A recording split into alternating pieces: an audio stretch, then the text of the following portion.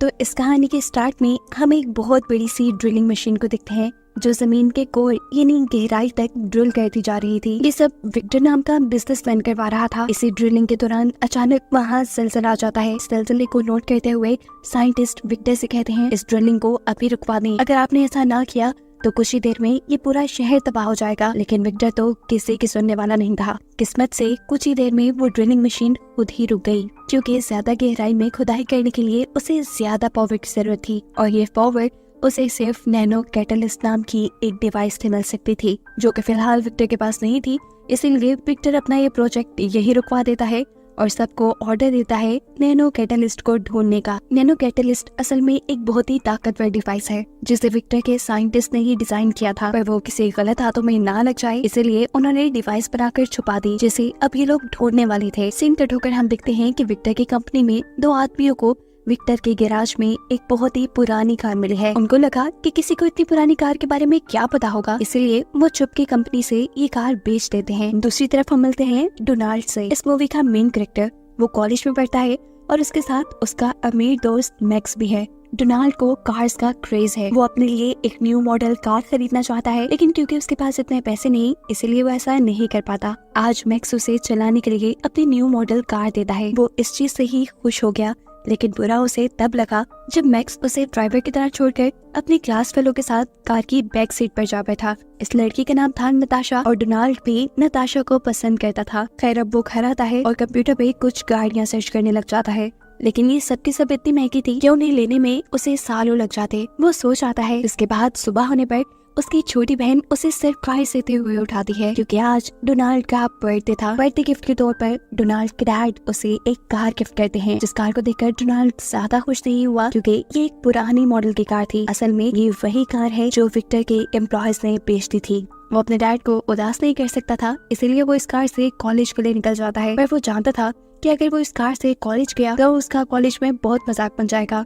इसीलिए bus stand पे उसने इस कार को पार्क करके बस के जरिए कॉलेज जाने का डिसाइड किया। लेकिन एक बूढ़े आदमी की मदद करने के चक्कर में उसकी बस छूट गई। ऐसे कॉलेज पहुंचने में उसे देर हो गई। कॉलेज जाकर पता चला आज तो बहुत इम्पोर्टेंट लेक्चर था। शहर के बहुत बड़े बिजनेसमैन विक्टर उन्हें यहाँ लेक्चर देने के लिए आए थे। डोनाल्ड क्लास में आकर उनसे कहता है आई एम सॉरी, असल में बस स्टैंड पे किसी की मदद करने के चक्कर में मैं खुद लेट हो गया। उसके बाद सुनकर विक्टर सबसे कहते हैं अगर मैं कहूँ कि तुम लोगों ने बगैर किसी की मदद किए मेरी क्लास में टाइम में पहुँचता है और मैं तुम्हें इसके बदले $1,00,000 दूंगा तो कौन कौन आएगा? सारे हाथ खड़ा कर लेते हैं सिवाय डोनाल्ड के। अब विक्टर डोनाल्ड की तरफ सवालिया नजर से देखता है तो डोनाल्ड कहता है अगर मैं ये कहूँ कि मैं आइंदा कभी किसी की मदद नहीं करूंगा तो क्या आप मुझे $1,00,000 देंगे? उसका सवाल सुनकर सभी हैरान हो गए। विक्टर ने गुस्से में अपनी पॉकेट से 1,00,000 का बंडल निकाला और टेबल पे रखकर क्लास छोड़कर चले गए। डोनाल्ड जान गया था कि उन्हें गुस्सा आया है इस बात से, इसलिए वो उनके पैसे लेकर उनके पीछे पीछे जाता है। जिस टाइम विक्टर और डोनाल्ड आपस में बातें कर रहे थे उस टाइम डोनाल्ड देखता है कि मैक्स यानी उसका दोस्त नताशा को अपनी महंगी कार में लेकर कहीं जा रहा था। वो क्या देख रहा था ये विक्टर भी नोटिस कर लेते हैं और उससे कहते हैं जाओ इन पैसों से तुम ऐसी ही महंगी कार खरीद सकते हो। कार खरीदने के बाद तुम इस लड़की को भी इम्प्रेस कर पाओगे। लेकिन मैं तुम्हें कुछ बताना चाहता हूँ, मैंने सब कुछ जीरो से स्टार्ट किया था, तभी मैं यहाँ तक पहुँचा हूँ। पैसे कमाने की शुरुआत मैंने फूल बेचने से की थी। ये कहते ही विक्टर का असिस्टेंट उसके हाथ से पैसे ले लेता है। विक्टर की इस आइडिया को डोनाल्ड अपने पल्ले से बांध लेता है और फिर अपनी उस पुरानी कार के जरिए ही फूलों की डिलीवरी का काम शुरू कर देता है। लेकिन इस काम में भी उसने काफी सारी मुश्किलों का सामना किया, जैसे अक्सर ट्रैफिक की वजह से वो डिलीवरी टाइम पर नहीं कर पाता था, तो कभी लोग उसे पैसे बहुत कम देते थे। सीन कट होकर हम विक्टर को देखते हैं जो अपनी कंपनी में नैनो कैटलिस्ट की तलाश में था। उसे कंपनी के एक मैप से पता चलता है कि नैनो कैटलिस्ट उसके साइंटिस्ट ने एक कार में छुपा दिए थे और वो कार उसके एम्प्लॉयज ने बेच दी है। कार बेचने वालों को विक्टर अच्छी सजा देता है। उसके बाद अपने एक खास आदमी ब्रायन को उस कार को ढूंढने का काम दे देता है। इस टाइम डोनाल्ड जो अपने डैड के साथ अपने फूलों की डिलीवरी करने के लिए निकला था, तब विक्टर के लोग उसकी गाड़ी के पीछे पड़ जाते हैं, क्योंकि उन्हें शक था कि इसी गाड़ी के अंदर नैनो कैटलिस्ट है। यहीं करीब रोड पर एक चोर किसी लड़की का हैंडबैग चुरा कर भागने लगता है। इस बात से अनजान कि डोनाल्ड की गाड़ी के पीछे कोई लगा है,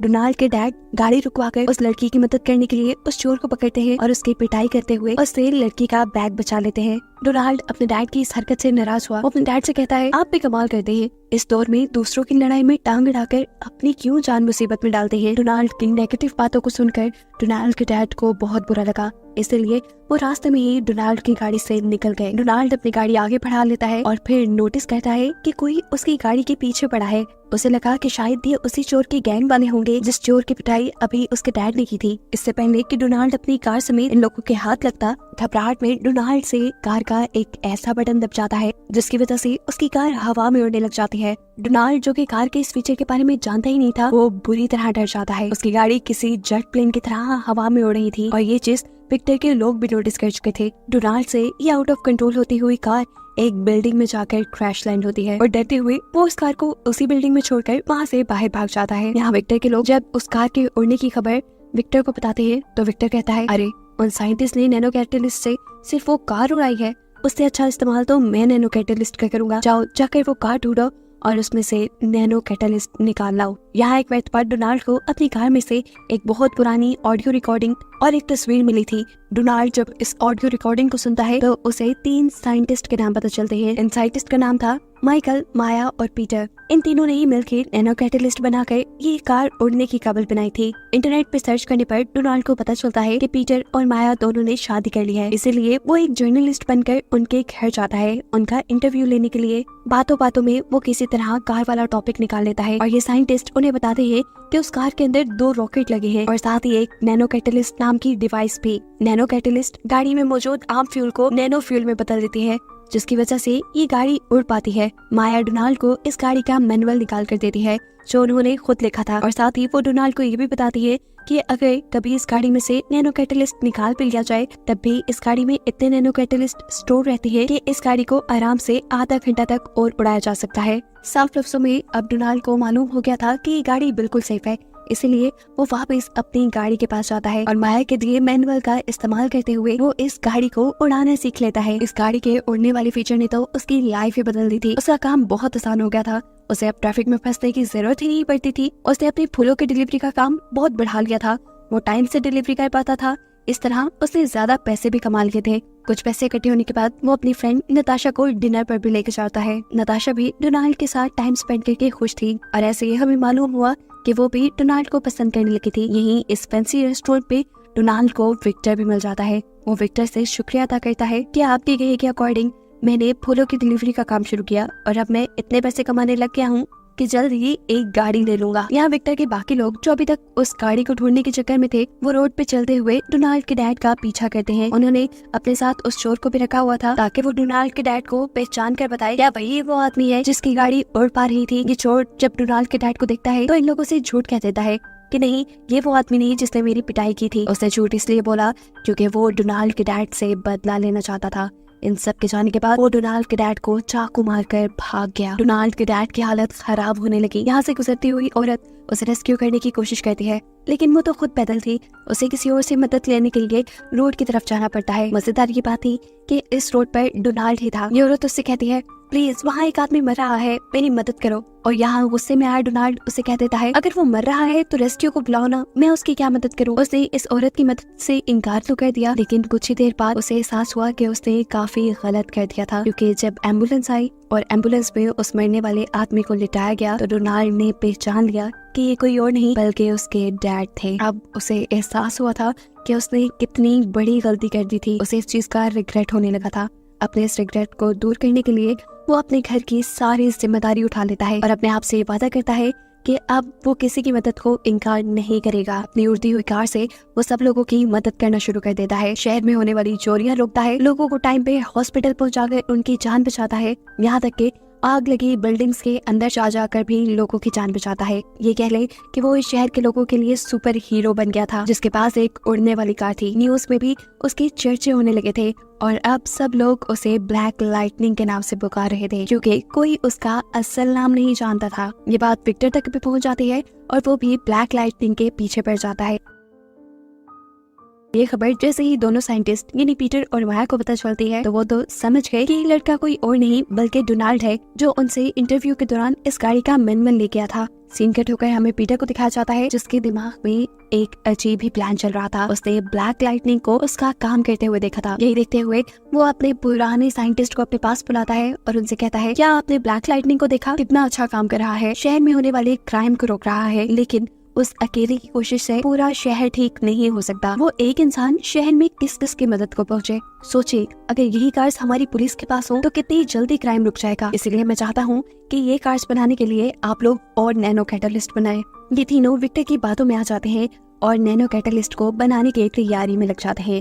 सीन कट होकर हम डोनाल्ड को देखते हैं जिसे मैक्स की तरफ से नताशा को फूल देने का ऑर्डर मिला था। जब वो फूलों की डिलीवरी के लिए जाता है तो नताशा डोनाल्ड को देखकर काफी ज्यादा खुश हो जाती है। ये दोनों यहाँ काफी बातें करते हैं और नताशा डोनाल्ड से ब्लैक लाइटनिंग के बारे में बात करती है। वो कहती है कि मुझे लगता है ब्लैक लाइटनिंग के साथ जिंदगी में कुछ बहुत बुरा हुआ होगा, इसलिए वो हमेशा हर एक की मदद को तैयार रहता है और किसी से नहीं मिलता। आई विश कि मैं उससे शादी करके उसकी ये तन्हाई दूर कर पाऊँ। डोनाल्ड चुपचाप उसकी ये सारी बातें सुनता रहा, लेकिन उसे ये नहीं बता पाया कि मैं खुद ही ब्लैक लाइटनिंग हूँ। खैर, वो अब यहाँ से जाने के लिए अपनी गाड़ी में वापस बैठ जाता है और जब वो यहाँ से जाने ही वाला था तब उसकी नजर पड़ती है ऊपर बिल्डिंग पे एक बहुत बड़े बर्फ के ब्लॉक पे जो टूटकर नताशा पे ही गिरने वाला था। नताशा को बचाने के लिए वो अपनी कार हवा में उड़ाता है और टेढ़ा करते हुए ये बर्फ का ब्लॉक तोड़ देता है। गाड़ी के टेढ़ा होने पर उसमें मौजूद फूल भी कुछ नीचे गिर गए, जिन फूलों को जब नताशा ने उठाकर देखा तो उसके ऊपर मैक्स का नाम लिखा था। उसे लगा कि शायद ब्लैक लाइटनिंग मैक्स ही है। उसे ब्लैक लाइटनिंग पे इतना क्रश था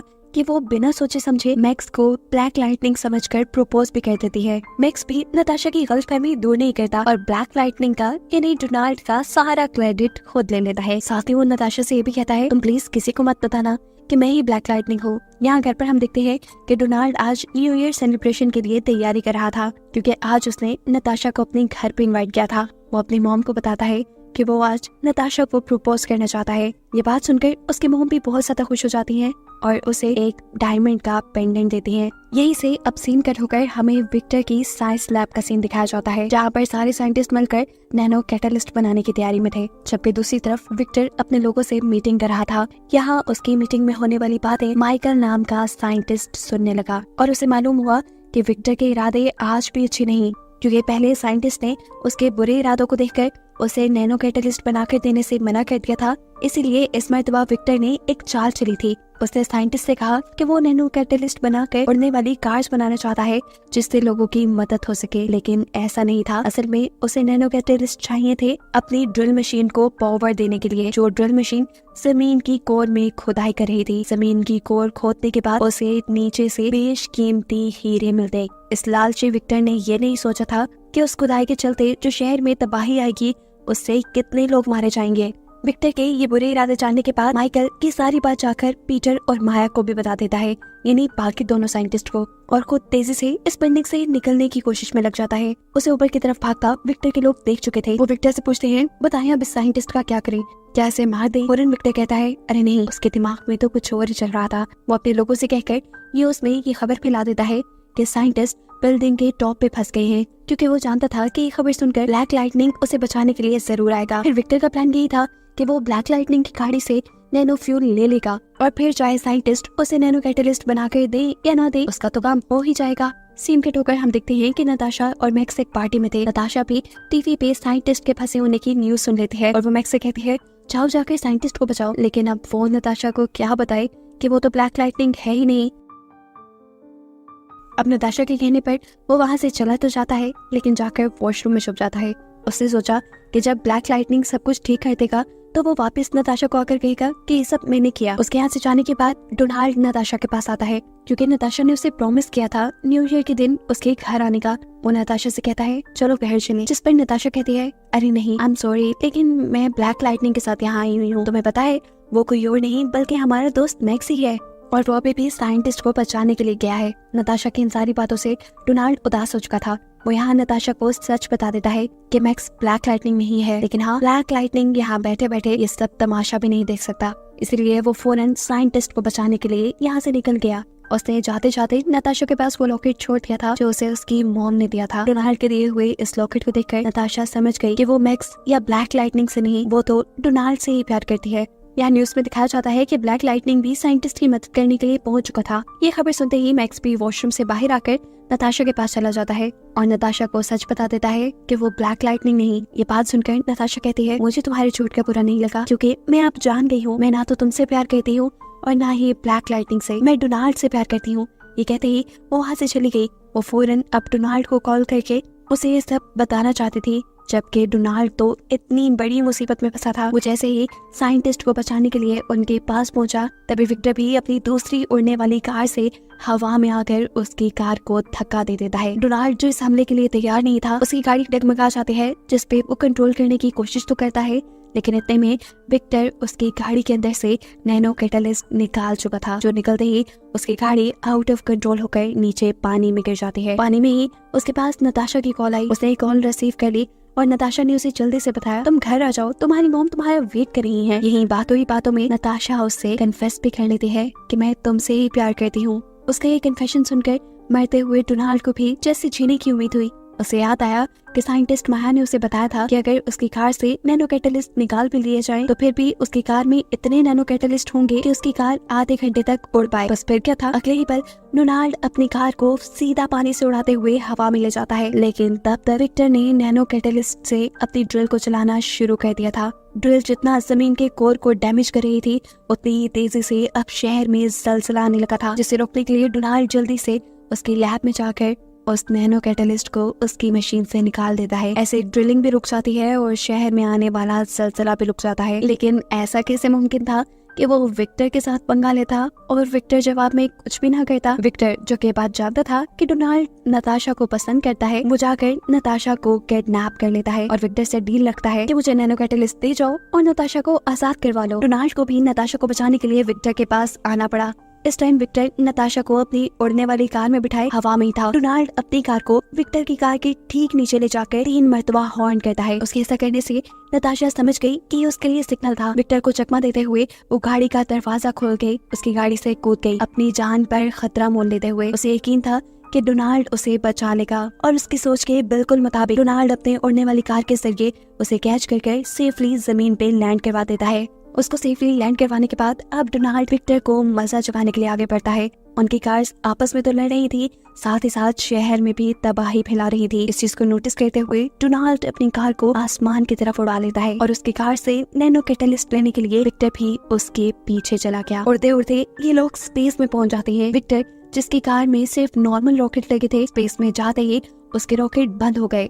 उसके पास इतनी पावर भी नहीं बची कि वो जमीन पे वापस आ सके। लेकिन विक्टर के पास तो नैनो कैटलिस्ट था, जिसकी मदद से वो बहुत ही आसानी से जमीन पे वापस आ जाता है। रही बात विक्टर की, तो अब वो हमेशा स्पेस में ही रहने वाला था। ना ही अब वो जमीन पे आ सकता था और ना ही उसके घटिया प्लान अब जमीन को तबाह कर सकते थे। अब वो तीनों साइंटिस्ट जिन्होंने नैनो कैटलिस्ट बनाया था, वो डोनाल्ड से नैनो कैटलिस्ट लेकर तबाह कर देते हैं ताकि आइंदा ये किसी गलत हाथ में ना जा पाए। कहानी के आखिर में हमें दिखाया जाता है कि नताशा को भी सच पता चल चुका था कि डोनाल्ड ही ब्लैक लाइटनिंग है। वो तो उसे डोनाल्ड के तौर पे भी पसंद करने लगी थी और अब ब्लैक लाइटनिंग के तौर पे भी। ये दोनों अपनी आगे की जिंदगी एक साथ गुजारने वाले थे और इनको खुश दिखाते हुए ये कहानी यहाँ खत्म हो जाती है।